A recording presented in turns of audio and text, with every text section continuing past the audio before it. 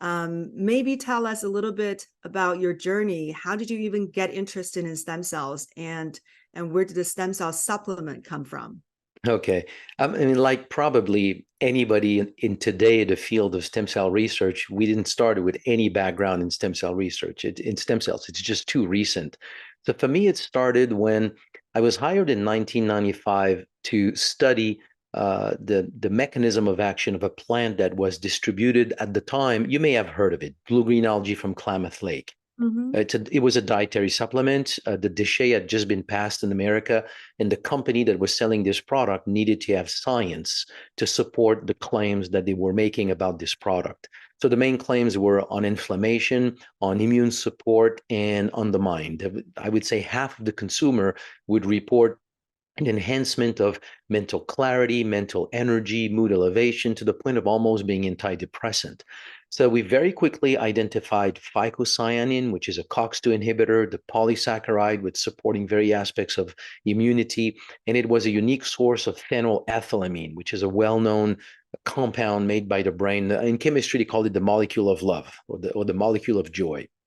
And so we there you go. It goes with your name. Love and joy. That's always. And so we very quickly identified that, but the things that start to appear or to show up in the course of doing all this research is that I came across people who reported not only benefits that were quite impressive, but the benefits were touching various aspects of human health. Benefits touching the heart, the lung, the pancreas, the liver, the brain, joints. I came across people who like reversed multiple sclerosis or had significant improvement, liver failure, those kinds of things. Emphysema. Who has emphysema over years and suddenly 3 months later, it's gone? You know, it's stories that I'd never heard.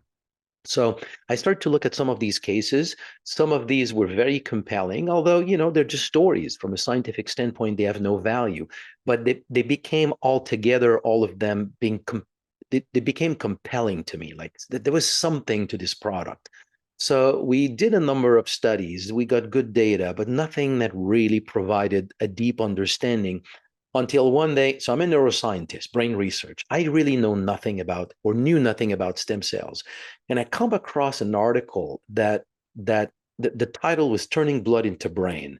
The first article, to my knowledge, documenting how his stem cells went from the bone marrow to the brain and became a brain cell. So in neuroscience, there's one thing we were all told: the brain does not regenerate.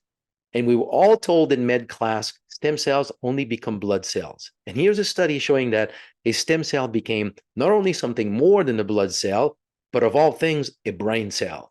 So I found that like absolutely so amazing that I went into the literature and tried to see what else can I find.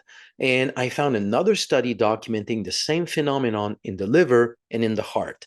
So Mm. go back 20 some years ago, out of just general knowledge of physiology, if a stem cell can become brain cell, heart cells, and liver cell, how can it not become also pancreatic cells, lung cells, skin cells, and the rest? What would be the mechanism of action that makes it become those three and not the rest? Makes no sense. So if stem cells can become those three, they can become the rest. And if they can become everything, that means they're the repair system of the body. How could it not be? So it was a lot of like stretching, if you want, of the data, but to me, the data was there. So we published an article in the journal Medical Hypotheses suggesting, with the data available at the time, that stem cells, this is 2001, that stem cells actually are the repair system of the body. And in the back of my mind was, just like we have plants like medicinal mushroom, echinacea that supports the immune system, if we have a repair system, there has to be plants that support that repair system. What if that blue-green algae was working by supporting the role of stem cells? So we acquired a flow cytometer. It was, I mean, it was very daring. You know, it's a lot of expense. It's going into a direction that was at first absolutely inexistent in terms of a field of research. But we acquired a flow cytometer and we started to count on our cells, our stem cells. We took blue-green algae and then we counted stem cells an hour, 2 hours, 3 hours later. And then the whole phenomenon was revealed. This plant was acting as a stem cell mobilizer.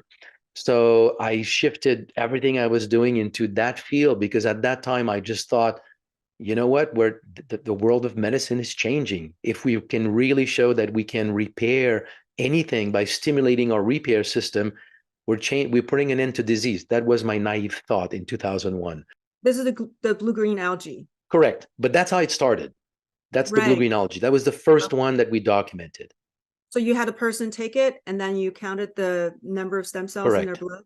Okay. Correct. So Yeah. we So did that that, on ourselves. We were maybe, I don't know, 4 or 5 in the lab, and then we just started to take our own blood samples and before and after, and it became very clear. So the next year was to really refine the protocol so that we can then do that as a double-blind, crossover, placebo-controlled studies with participants, documenting the mechanism of action through animal models. Everything that needs to be done to really show that it's a real phenomenon, and that's what we did. For the next few years.